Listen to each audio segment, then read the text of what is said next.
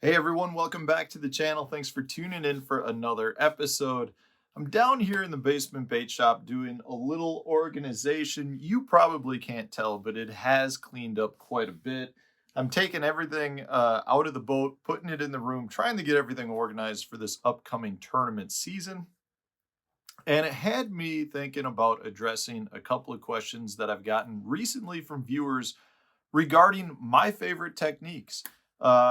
Generally I don't get to do that many videos just talking about what I prefer to do, but since I had a couple of questions and since I was kind of looking at my tackle and figuring out what I have, I figured I would kind of just jump into what some of my favorite techniques are and the specific baits that I like to use for them.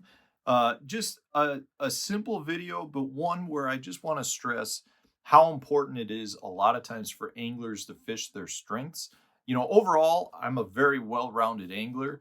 I feel like growing up in the North Country and traveling around the country now, I've kind of got a very diverse background. I'm good dirty water, clear water, shallow, deep. I like to do everything.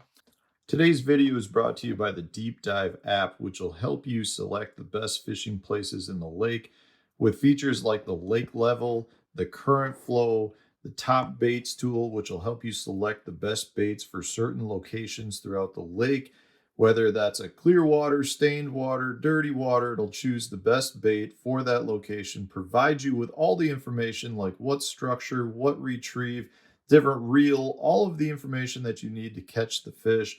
This is in the app. The cool part about this app, though, is it's not just based on areas. It does provide you with specific tournament winning data that has been collected to help you figure out your best choices for baits and locations for whatever region of the lake it is that you want to fish.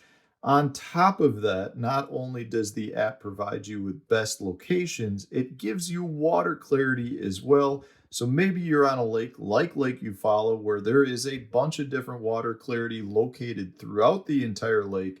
This will help you identify the clearest portions as well as the dirtiest portions of the lake. Plus, the Deep Dive app has now added the wind effect map, which is going to take all of the different wind conditions for the past couple of days and show you what banks on the lake are being hit the hardest. They also have inflow points that show you different places throughout the lake where your water is being flushed into the lake through different ditches and creeks and rivers, providing you with high percentage places to fish and letting you know what parts of the lake are going to be the best areas after a rain. Check out the Deep Dive app to help you become a better angler. My roots are very much geared towards river fishing. That's kind of what I grew up fishing a lot of. I live on the Wisconsin River right now, but even when I was younger, we used to take trips to some small streams and wade for smallmouth. We used to fish for a lot of carp in some little rivers like the Kankakee River in Illinois. Places like that, it kind of really developed a lot of my background. So I grew up figuring out a lot of the current based fishing. And with that comes a lot of power fishing. So if I had my choice, generally I prefer to fish in a power fishing manner because I grew up fishing current and dark water, and that's where a lot of your power fishing kind of really dictates. But I also really love to do the clear water thing, the small finesse baits for smallmouth. It's something I've grown to love as well. So I do a little bit of everything. But the questions were, what techniques would you choose to fish if you could fish all the time? So we're going to get into that. I'm going to give you all of these different baits that I like to use. But again, I'm going to stress that these do kind of come down more towards power fishing. So the first one, and these are really in no particular order, but the first one that I'm going to talk about is the Wacky Rig. This is a Berkeley 5-inch Maxcent the General. Just an absolute killer for me. I love to fish a weightless or very, very lightly weighted Wacky Rig. I think it is an extremely entertaining bite. One of the best tools out there at catching fish. You can pretty much throw it around the country pretty much year round. I will say if you live in a region that does tend to freeze over, there is a period in the fall where I don't feel like a Wacky Rig generally works that great. But if you've got water temps that are 55 degrees or more, you're probably pretty safe in throwing one. Catches big fish, catches little fish. I won my tournament on the Mississippi River this year on a wacky rig general. But it's just one of those baits that for me, I love fishing it.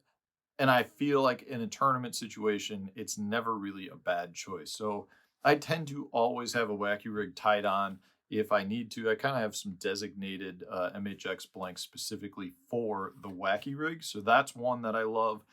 Another one that I don't know that I could do without is a swim jig. This guy right here, and this is the core tackle one. This is our bluegill color. This will be coming out probably right around the beginning of January. A swim jig to me is like one of the all-time greatest baits. You know, again, growing up in Wisconsin or in northern Illinois, a swim jig, this is kind of like where the swim jig really truly started. At least what we consider more of your bullet head style swim jigs. Um, just an absolute killer. So I'm going to say that I've probably won more local tournaments on this than anything else. So it's kind of natural for me to go into making one for core tackle. But a swim jig is one that I would absolutely have to take with me. Lots of good trailers. This is the Berkeley, the Deal, the little 3.5 incher. Great trailer for your swim jigs. But I don't know that I could go anywhere without a swim jig. Like, it truly is a versatile bait. I've caught fish fishing extremely thick vegetation. I've caught fish, and when I say caught, I'm talking like won tournaments or had very high finishes, fishing over 100 feet of water, fishing bluffs and suspended docks. So you can kind of do everything with it. Your trailer choice and color choice is going to dictate maybe more where you use it, but it is an extremely versatile bait that, in my opinion, is underused by most people when you get out of like a vegetation type lake. So that's one for sure. And then I got to have a topwater bait, and there's so many good topwater baits.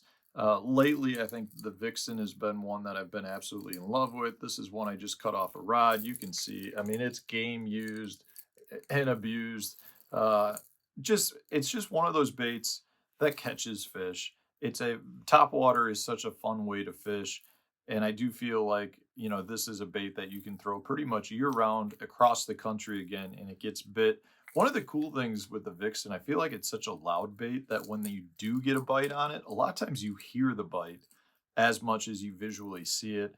So this is, one of the many topwaters. I probably have 15 topwaters that have very specific times and places where I choose to use them, and I've got a soft place in my heart for them. I love my topwaters. Next up, again, going back kind of to the power fishing realm, you got to have a good jig.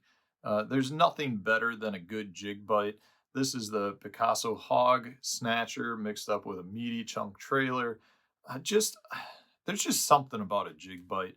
Now, I will say, I think you can force a jig bite too, and not in a good way, meaning like you have the potential to miss fish by fishing a jig versus maybe throwing a different Texas rig bait. But a jig is just a fun bait to use. It does generally tend to get better than average size bites. And it's a fish catcher, but more than anything, I just love fishing it. You can skip these things back into almost anywhere. You set the hook hard, heavy line. You got to have a jig. And I personally like a jig that I can fish both offshore as well as shoreline related cover. I like that hog snatcher is really good for just stroking off the bottom and fishing through some deeper grass. So if I had to have one style of jig, it would be a more versatile jig like that versus, say, a football jig or something that is a little bit more specific towards a certain style of fishing. But a jig fishing is one of those things. I remember the first jig fish I ever caught, Lake Maxinkuckee, if you guys are familiar with that. It was really early in the spring. Ice had just come off. And it was during the time where Denny Brower was having like an absolute run of tournaments where he was catching them on jigs. And I was like, I'm going to force myself to fish a jig. I mean, I was probably, I'm going to say like 14, something like that, 15. Maybe early high school, probably more like 7th or 8th grade. And we went out. We had a 16-foot sea nymph that we had just bought, 1995, 96 sea nymph. So it was probably right around that time frame. And the first fish that I caught, all sapphire bait. It was a Strike King Denny Brower Pro Model jig, I think is what it was. It was like a 4-pounder I caught, and ever since then I've been hooked. I had one bite that day, and it was a big one, 4-pounder, and it was with an Uncle Josh pork frog, so it was done like old school flipping jig. But I'm totally hooked. I will always be a jig fisherman since that day. And then the last one I'm gonna choose, I would tend to say, a Texas rig as well, even though that's similar to a jig, but I haven't had a Texas rig tied on the second half of this year, and it's because of the Ozark rig. This is our latest core tackle bait, just a weighted hook that gives you a different fall, and it's really replaced the Texas rig for me. This guy has been absolute dynamite. You throw it in the same places you'd be flipping or dragging a Texas rig, but it just gives you a better gliding motion. And I personally feel like the hookup percentage is significantly better. So this guy, I mean, I've been in absolute love with the second half of this year. If you watch my videos, you saw I've had a lot of Wednesday night tournaments and things like that where I've been catching them really good on that. But those are like the 5 bait slash techniques that if I could fish every day of the year, I would do it. Uh, that's not to say a lot of other things aren't fun and don't have their time and place, but man, if you were saying I could go out and fish these 5 baits for the rest of my life, I'd be a happy camper. So let me know in the comment section, what 5 baits could you have or could you not live without? Like you could only have 5 baits. What would they be? Put it in the comment section. I'd love to read what you guys have to say. If you enjoyed today's video, hit the like button, subscribe to the channel if you haven't done so already. Stay tuned, new video coming out tomorrow.